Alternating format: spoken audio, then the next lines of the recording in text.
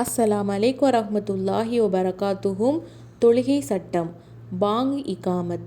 ஐவேளை தொழுகைக்கு பாங் இகாமத் அவசியம். தொழுகை நேரம் வந்துவிடுமானால் உங்களில் ஒருவர் பாங்கு சொல்லட்டும், உங்களில் மூத்தவர் இமாமாக செய்யட்டும். இதனை அறிவிப்பவர் மாலிக் பின் அல் ஹுவைரிஸ் ரலி. புகாரியில் 631வது ஹதீஸ், முஸ்லீமில் 1080வது ஹதீஸ். பாங்கு வசனத்தின் பொருள்: அல்லாஹு அக்பர், அல்லாஹ் மிக பெரியவன்.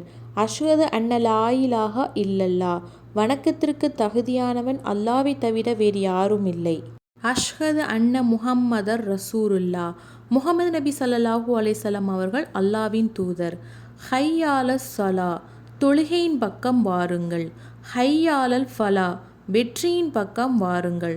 ஃபஜருடைய பாங்கில் மட்டும் ஹய்யாலல் ஃபலா பின் அஸ்ஸலாத்து ஹைரு மினன் நவ், தூக்கத்தை விட தொழுகை மேலானது. இதனை அறிவிப்பவர் அப்துல்லா இப்னு சைத் ரலி. நூல் நசஈல 693வது ஹதீஸ், அபுதாவுத்ல 425வது ஹதீஸ். பாங்கு சத்தம் கேட்டால் நபி ஸல்லல்லாஹு அலைஹி வஸல்லம் மீது சலவாத்து சொல்ல வேண்டும். யார் பாங்கு சொல்லி முடித்ததும் என் மீது சலவாத்து சொல்கிறாரோ அவருக்கு என் பரிந்துரை அவசியமாகிவிட்டது. இதனை அறிவிப்பவர் ஜாஃபிர் ரலி. புகாரில 614வது ஹதீஸ். இகாமத் வசனம். பாங்கின் வசனத்தை இரண்டாகவும் இகாமத்தின் வசனத்தை ஒவ்வொன்றாகவும் சொல்லும்படி பிலால் ரலியல்லாஹு அன்ஹு அவர்கள் கட்டளையிட்டார்கள்.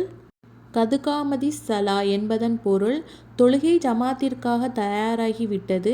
இதனை அறிவிப்பவர் அனஸ் ரலி. நூல் புகாரில 605, முஸ்லீமில் 569.